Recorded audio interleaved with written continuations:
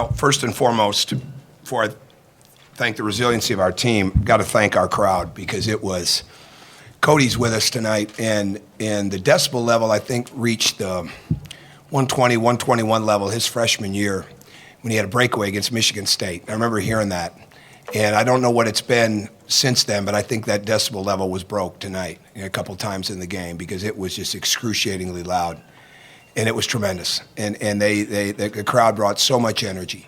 And we had a lot of energy because we were playing a great team. And Iowa is everything that they're made out to be. They're everything that we thought that they would be, from watching them on film, from the way they've gotten better over the years. They've earned their record. Nobody's handed it to them. Fran is a great coach. I mean, tremendous coach, tremendous staff over there.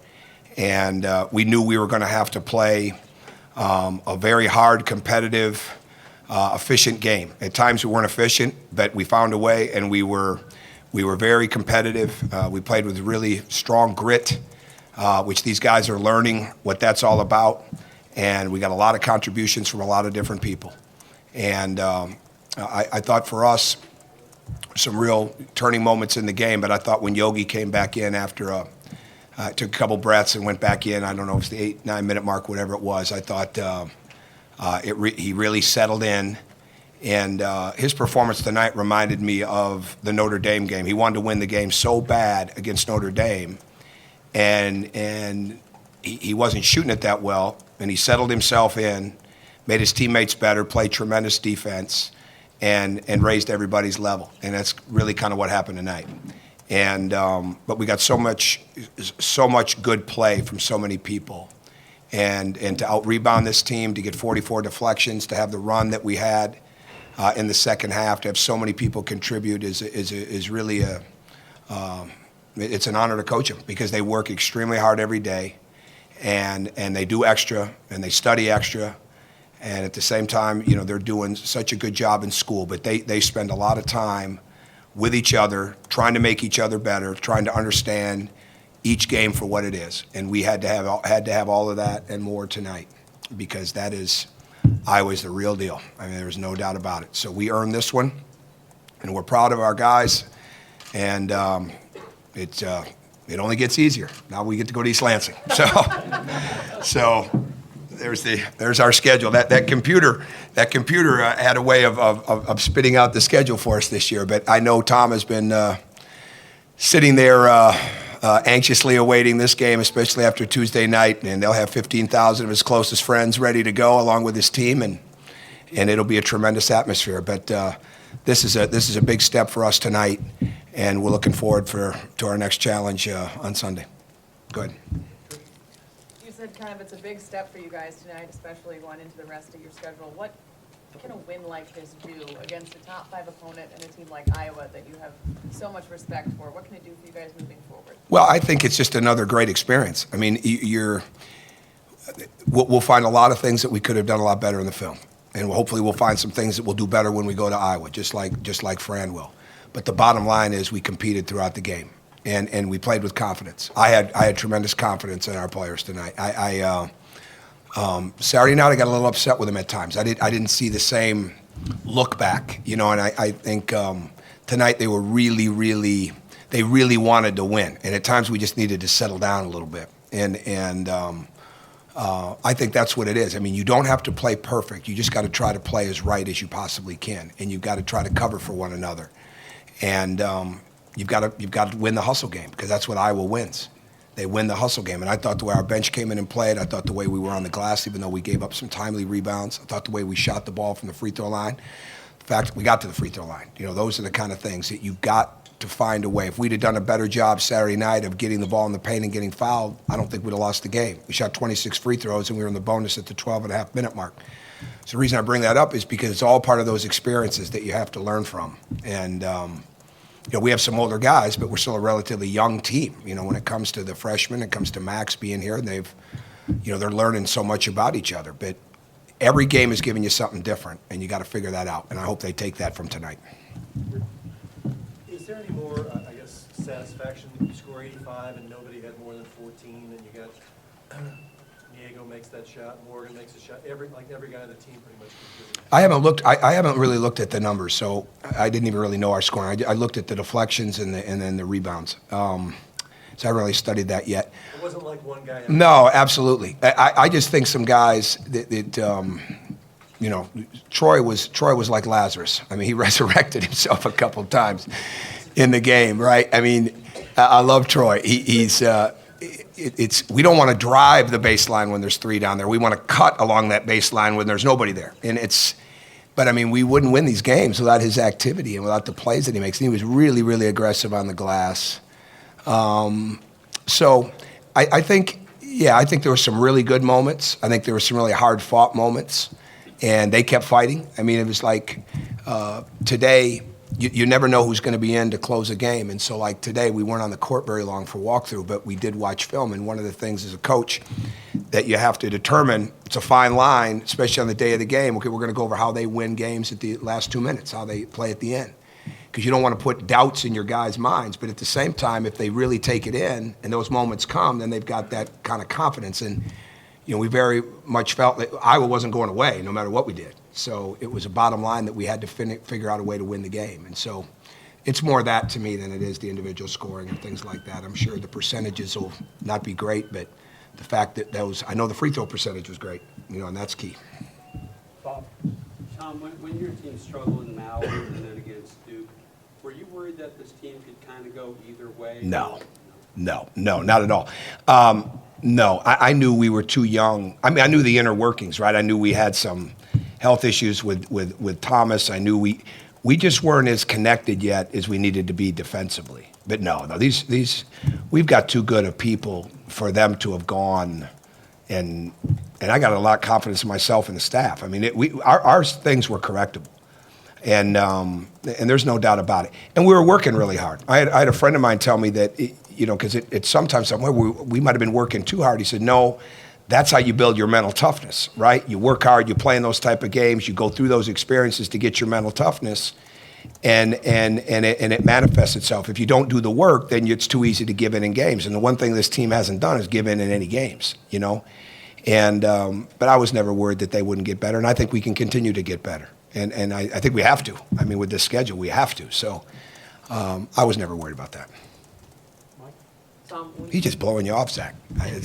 Go ahead. Tom, when you were deciding how to defend Jared, what made you decide to use Collins as the primary defender? Well, I think that the one thing he's got, he's like he's got some Nowitzki in his footwork. He's said this yesterday. He's got some Keith Van Horn. Our players wouldn't really remember Keith Van Horn, but he's got such good footwork. He's athletic. He's longer than people think. He leads the league in block shots. I think the key is that you can't give him a steady diet of anything. And we did not guard him as well, obviously, as we wanted to. We did not defend him the way that we had practiced as much. But that's a tribute probably to him, as much as us. But the key is that you can't get your hands in his body. I mean, you've got to get out wide, get your chest out, get your arms out, and be really active with your feet because he's so good with his feet. He is one thing that we spend time on is studying what's their strong foot, what foot do they need to score off. He can go off either. I mean, and that's for that level of player, for that size of player, to have that level of footwork to go with all the other things he has makes it really, really hard. And Jock's the same way. I mean, Jock's got tremendous footwork as well. So it was just a matter of giving him different looks, and we felt he was the best for it. And we'll have to really look at the film and see what we have to do better next time we play them. But they're hard to deal with. I mean, they are really hard to deal with. And one thing that's been such a plus for their team, one reason they're so good, is their numbers across the board. I mean, when they go to the bench, they don't lose much. And I thought our bench did a really good job tonight, and we took every one of their guys on the bench as serious as we took their starters, because you have to with Iowa. I mean, you'll start for a lot of teams. Bear would start for a lot of teams. Wagner, those guys going to be their starters eventually there. So our guys did a really good job of understanding personnel, but we've got to do much better in 2 weeks, or 3 weeks, whenever we play. It seemed like you were in sort of the post-timeout huddles a little bit more tonight. tonight, particularly in the second half, and guys said that you were just really consistently. I was in what positive. type of huddle? The What? post-timeout huddle, like when the five that were on the floor would go back out after. Oh, you got to be careful with that because the referees, be careful you say that. They think you're stealing another timeout. But Colin said that one of the keys to maybe weathering that storm from Iowa in the second half was just how positive you stayed with the guys. I mean, how important in your mind was that going to be tonight, maybe knowing you were going to get that kind of shot at some point? well, it wouldn't have been any good if it wasn't real. And I think they've been around me long enough to know when it's real and when it's, when I'm upset about something. I felt good with them. I felt like all of our mistakes were correctable. And I thought our mindset was great. And we've had 3 really good days of work. Sunday night we were going to practice anyways, but it was more combative than what it would have been based on, certainly the way we played Saturday night, and they responded to that. And I had great belief in them. If we would have lost the game, it wasn't because they weren't doing everything they could do to win. We might have looked back, okay, this turnover got us or this mistake got us, but they were really, really going at it. When you got a team that's like that, you just got to keep encouraging them to believe they're going to get it done. Yogi's maturity this year versus years past. There was a stretch he went over 9 tonight. Mm-hmm. Would he have come out of that in previous years? It seems like a little different. Not as easy. Not as easy. I think, again, the Notre Dame game was a turning point in my mind. And what he's done, I think Colin Hartman said this to somebody at some point, because I read it somewhere, that the difference in Yogi is he takes them with him, right? Like, Yogi is so smart. He's one of the smartest players I've ever coached, and bar none. And I've coached some really smart players. But he really understands the game, and he wants to win badly. And sometimes he's his own worst enemy because he tries to do it himself. And in the past, missing those shots would have knocked him out. But I think he's starting to believe he's a really good point guard, and that this team needs him to keep his confidence up so that they keep theirs up. And when he's moving the ball, it's just a matter of time before Yogi's going to make the next shot. So. And a lot of times I can see what he needs to correct. He doesn't shoot it on the way up, and it's just a little thing. And but we got him the blow when he'd missed a couple, and he threw that lob that almost went over the backboard. So it's time to get a break here for a minute, and he handled that extremely well. And no trepidation, went right back in and played great. So he's really matured this year. He understands, and it's got to keep up because he's had his moments. He could have led better on Saturday night. There's no doubt about that. But he's when he attacks but makes the game easier for his teammates, it's amazing how well he scores. It's amazing how well he does things. And he's been a focal point of everybody's scouting report for really since Cody and Vic walked out the door, right? He's been the key guy there. So, and it's even more so with no James. It just moves everybody up to the level of what they're trying to take away because James isn't there stretching the floor. So, I'm really proud of him. He's doing an excellent job, and he works hard every day to be better. Jeff? What do you take away from the kind of like about the last, 15 minutes or so, the fact that you guys, in Yogi's words, had to take a punch, got punched in the mouth, then really had to answer the bell? What do you take away from the fact that you guys really had to come up with that second effort again? Crowd helped us. Let's be honest about it. They stayed really strong with us. But I think these guys have been down the road. They've earned their wins. They learned a lot from the losses. They've learned a lot from the wins, and we've been in some real battles. And I think this is obviously the best team we've played. Thus far. They just from top to bottom. And their top to bottom is 1 to 9.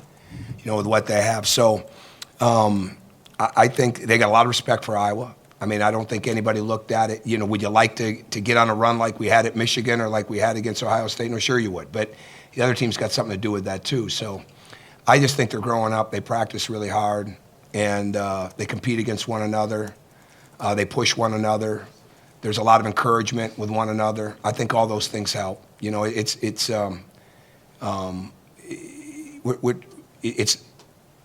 the energy's high.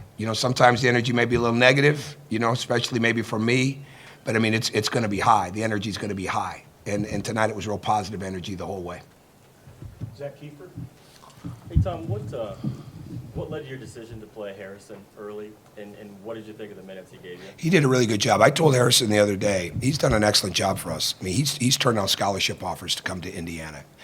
And I told him and I told Ryan Burton the same thing. It's those two aren't doing anything wrong not to play. You know, sometimes there's a reason guys aren't playing, or sometimes they're just not good enough. Those two are. We just got some other guys that are ahead of them. And it doesn't have anything to do with me that they're walk-ons, right? Because of the way they work. They do all the same things everybody else does. And it's there's no question we're playing Yogi too many minutes at times. And I knew this was going to be an extremely fast-paced game. And Harrison just needed to have that confidence. Sometimes he's his own worst enemy because he overthinks it. And we just wanted him to play fast. I wouldn't say reckless, but I mean, try to play fast and be really, really cognizant of moving the ball to people and be confident that he's out there and not worry about who he's matched up with, just do his best job. And I thought he did a fantastic job. He's tough. I mean, he's a tough young guy, and he's got to play more. I mean, it's been me, not him. I mean, it's just been playing those other guys more. But, you know, with the loss of James when it happened, we've never had that depth that you truly want at the guard position. Now we can do other things because of OG and Jawan, because of their length, and they can guard guards. But, I mean, we have to have another guy that can handle the ball. And I was really proud of the way he played. Derek, Coach, you said that this Iowa team is the best team that you faced all year. No, absolutely, yeah. There was talk Thus far, about yeah. the Big Ten schedule being a little bit backloaded more than it was front-loaded with not a lot of upper echelon Big Ten teams in that 9-2 start. Does this performance in any way validate your team's success? No, we didn't have anything to do with the schedule. I get a kick out of that. I mean, we got the schedule the computer gave us. You know, we have our non-league schedule, you know, that we pick, but we got the schedule that the computer gave us. I mean, and so it is what it is. I mean, and certainly there's going to be television ramifications in there, you know, for the time of year with Big Ten Network or ESPN, CBS, things like that. I understand that, but no, I mean, I think that the mentality of this team, especially going back to early December, has been nobody is taking anybody lightly that we play, whether it's non-league, whether it's league, whatever it is. Every game has got a tremendous value. I mean, we were kind of left for dead, right? I mean, so they had to respond that way. I mean, and they did. That's why we won those games. So, no, I don't feel like that. I feel like our guys battled against one of the best teams in the country, and we came out with the victory, and we got to go back there in a few weeks. Pete, last question. Yeah, Tom, you faced the Big Ten best shot blocking team. You were attacking the basket, yet Iowa only had one block. What were you doing to minimize their shot blocking? Well, I would say the easy answer is we weren't trying to take it into the shot blockers, but I think some of them were rebounds. I think some was getting behind the defense. They did a really good job post-defense. I mean, they made it really hard for us to get the ball inside, and we worked on that. We knew they were going to three-quarter, and we tried to triangle it a little bit, or run have a triangle on a side where we could kind of either enter it from the wing or the corner, and they did a really good job with that. So we're going to have to really adjust how we get in it on them again. But I think early on in the second half, and I don't have a great answer for you because, I mean, we don't want to take challenge shots, right? But early on in the second half, we were so cognizant on trying to get it inside, and we weren't getting it, and they were coming down and getting layups and dunks, that we just had to play, you know, and let it flow the way that it flows. So when that's happening, you know, we get behind the defense, we get some shots from three, we get some shots in the paint, and we're not a team that's going in trying to attack shot blockers. That's not what we're built for. So I'd have to watch the film to give you a real, more of a clear-cut answer, but that's more the mindset when we go. All right? All right, thank you.